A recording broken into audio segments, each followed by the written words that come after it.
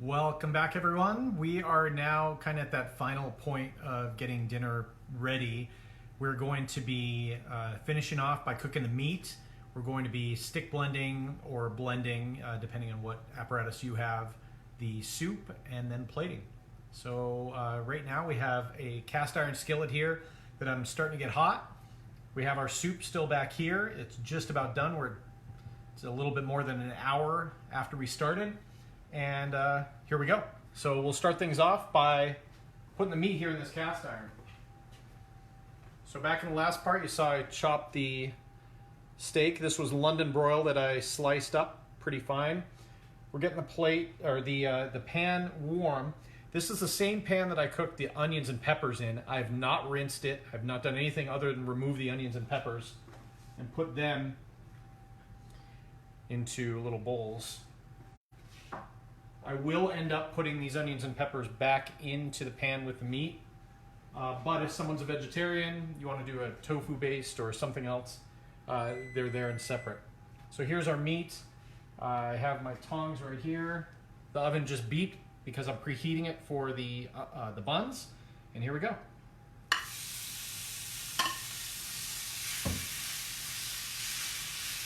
So all this meat will go in. This is round steak. It's going to cook super fast. There's not a lot of fat, and it is pretty flavorless. So I'm going to add a bunch of salt to it.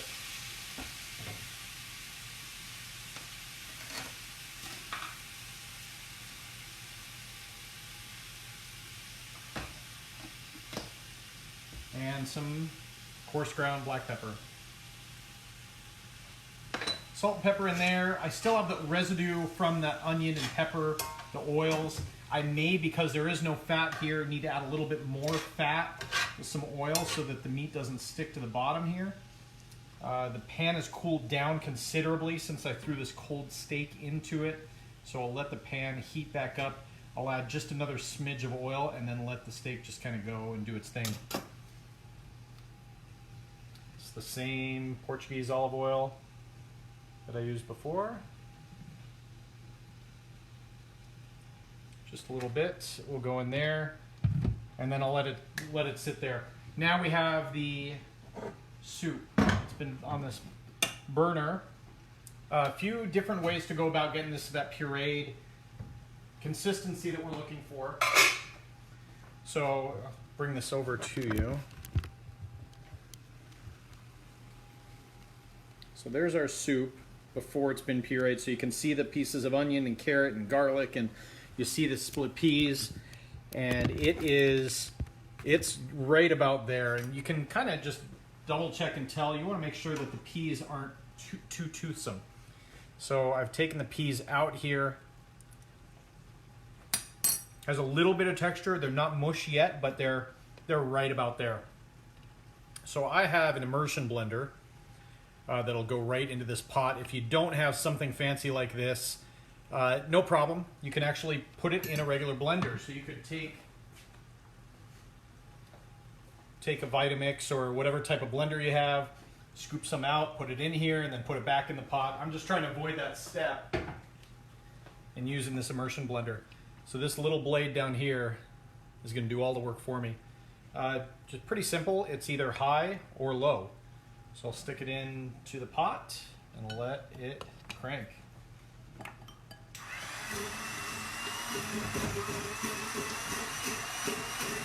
So all I'm trying to do is puree this. Make sure there's no more chunks of anything.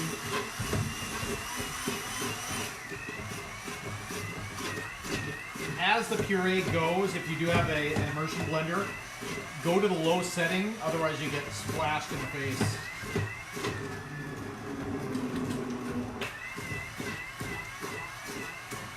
And this consistency is about as good as I could ask for. If you find that it's too thick, if you have more of your vegetable stock, you add that in. Otherwise, you can add some water, and that's totally fine.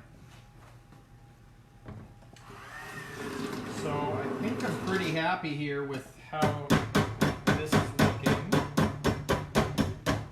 I'm going to set this immersion blender off to the side.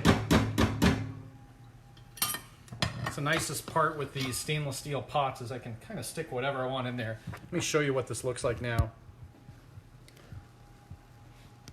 So now we definitely have that, it looks like split pea soup. Here, I'll show you with a spoon. This is where I'm going to test the salt level at this point. So it looks like I have my spoon here. This will start to film up.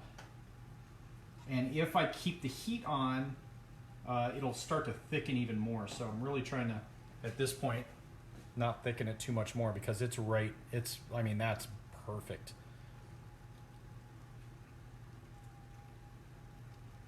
So at this point, I'm testing for salt level. I'm testing for texture. I like the texture. I don't want it to be complete mush at this point. I will add a little bit more salt. And I'm probably going to add just a smidge of pepper as well.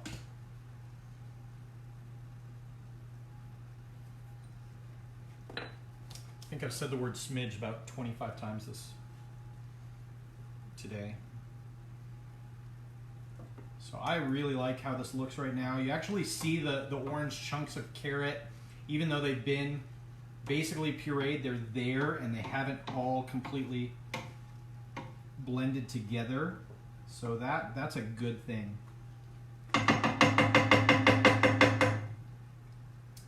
All right, so this steak is still going. I have it back up to high at this point. I'm going to, it's letting off a lot of water. I'm gonna give it a quick stir. Use my tongs to make sure that I'm cooking it on both sides. I'm hoping that at this point, at this high heat, that the water that's been released from the meat will start to cook off. It's not a lot of fat, so it's not like it's drippings that you would pour off, but if it stays in here like this and doesn't start cooking off quickly, then I would pour it off. Because remember, I want this meat to be cooked fully, but not completely killed. And here's where we are right now.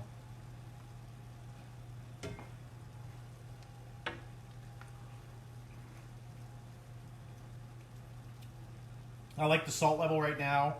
I like the little bit of chew that it has. I don't love how much liquid is in here though, so I am actually going to pour some of this off.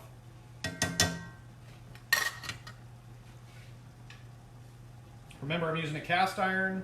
Want to be safe.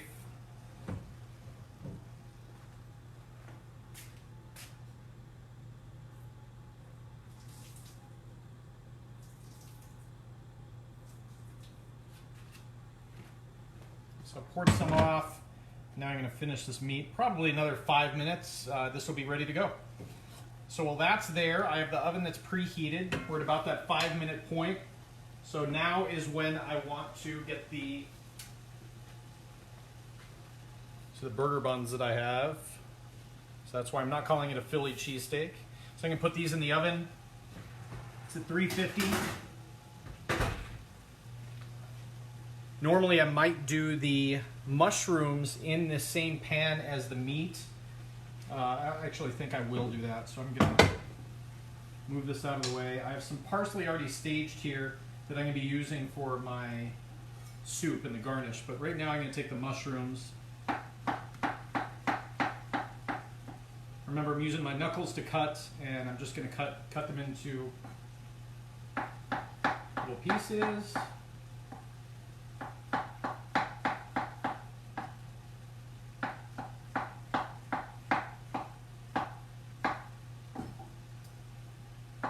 So I've done 8 or 9 mushroom caps here.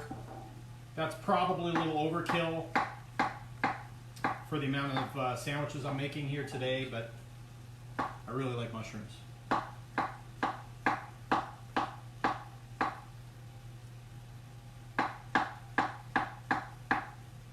So these will be ready to go as soon as this meat's done. I pull it out. I'm going to throw the mushrooms into that same pan with the meat.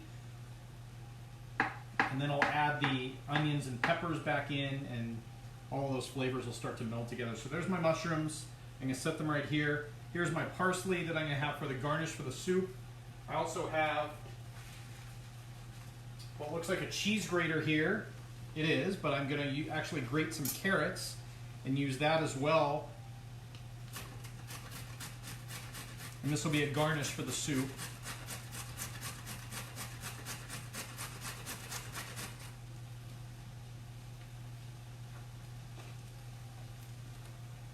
So it just looks like cheese, but it's carrots.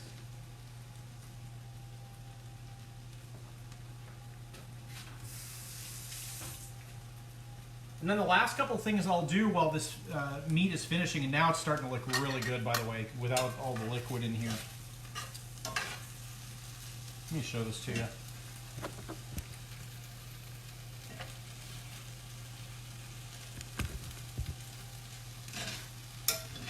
All right, so the meat's here. I'm going to move it to a plate. I'm going to move that immersion blender. I do have it here just in case I don't like something consistency-wise.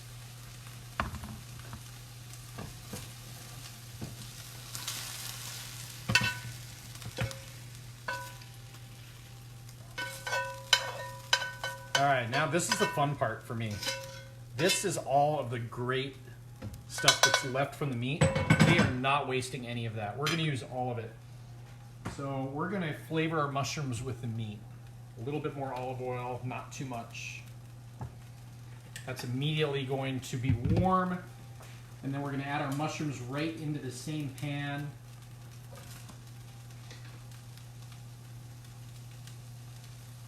Right now we're trying to saute these mushrooms at pretty high heat. I have it all the way to high.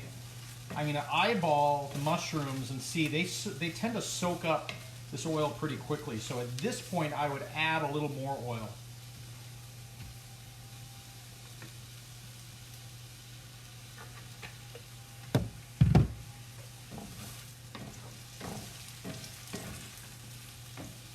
So these mushrooms are now picking up all these little brown bits of meat. And then the last thing that's going to happen, because these brown bits start to really caramelize in this pan, is after I get these mushrooms cooked to my liking, then I'll hit it with some white wine and deglaze the pan. And that deglazing process picks up all these brown bits and does all the work for you. I showed you this yesterday with the marinara sauce. So these are screaming hot right now, which is great. So I'm trying to get a little brown on the mushrooms. Remember, my soup's over here is done. My meat's here, it's done. My onions and peppers are back there, it's done. To put everything together, I have buns in the oven. It's just going to be another couple steps. It's super easy.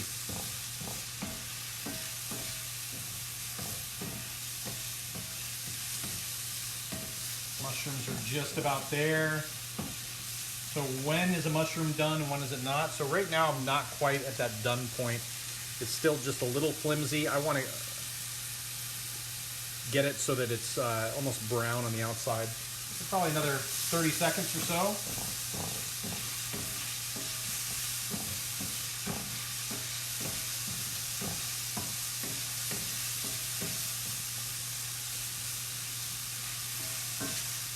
Pretty happy with it. So now I'm going to hit it with a little bit of wine.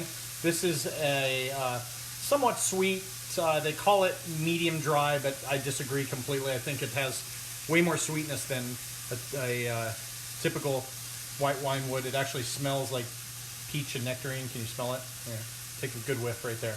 Okay. Peach and nectarine in it. It's going to go great with these mushrooms. I'm going to hit the pan with some of the white wine. It is now deglazing for me. So now when I come over, I notice all these little bits that were stuck to the bottom are coming right up with just a little bit of work. It's also creating a really cool sauce in the bottom of the pan. So the sauce is beef bits, white wine that's been reduced, and some of the, what I call juice from the mushrooms. And man, it's, I could just have this for dinner. This would be incredible. Let me show you this. Oh my gosh, that looks good.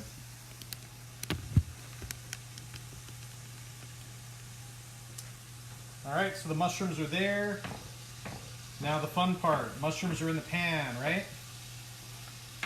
Beef is going back in the pan.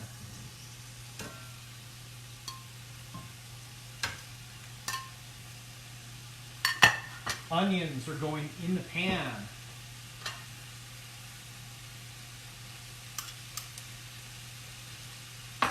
And the peppers are going in the pan, so now they're all going to be neighbors and be super happy together.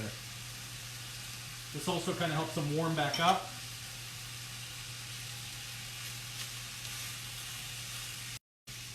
Let all those flavors melt together, and you bring the soup forward, and we're now at plating time. So these buns that have been in the oven are ready to come out. I'm going to turn off that oven.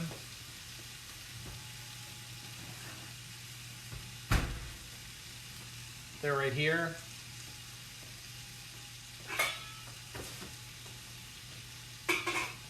And then the last thing I'm going to do is a little unusual, and that's why I'm not calling this a Philly cheesesteak. All right, it looks like we're back. Welcome back. So I've taken the buns out of the oven. I have all of the good stuff here. I have the soup here. I'm gonna get a little bit of jack cheese. I said we're not gonna make this like a Philly. We're gonna make this just its own thing. So I'm using jack rather than the provolone you'd find in an Italian place in Philly, or that cheese whiz you'd find down on South Street at Jim's. So we'll get that going, and we'll be plated in just a minute.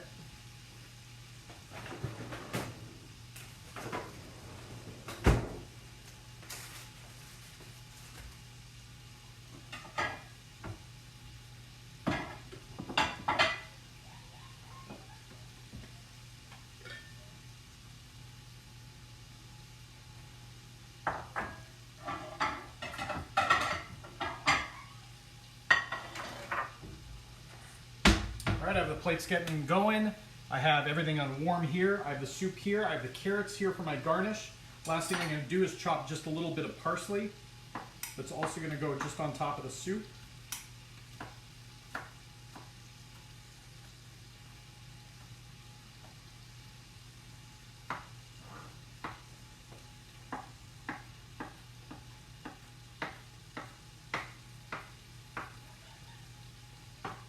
And here we go.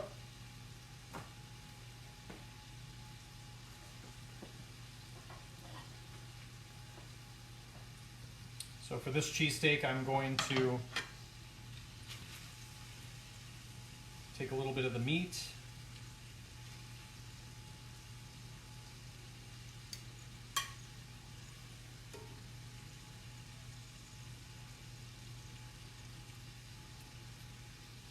Some of the mushrooms. At this point, I will put the cheese on it.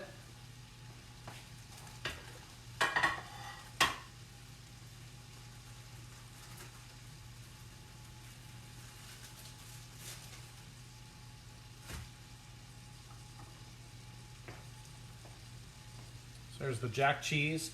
I'm going to take this entire plate and stick it back here in the oven that's turned off for about 20 seconds. At the same time, I'm going to get the soup ready to go.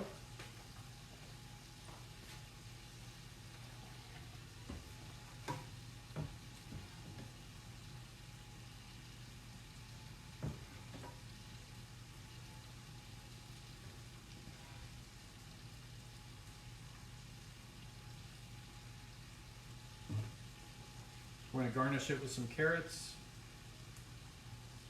and some parsley.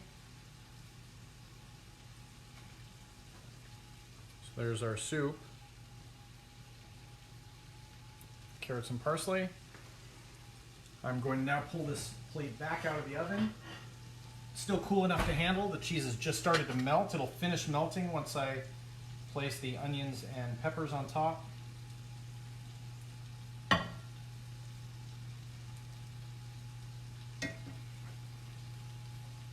Top will go on. Soup will go here, and there we have our cheesesteak and split pea soup. Hope you enjoy.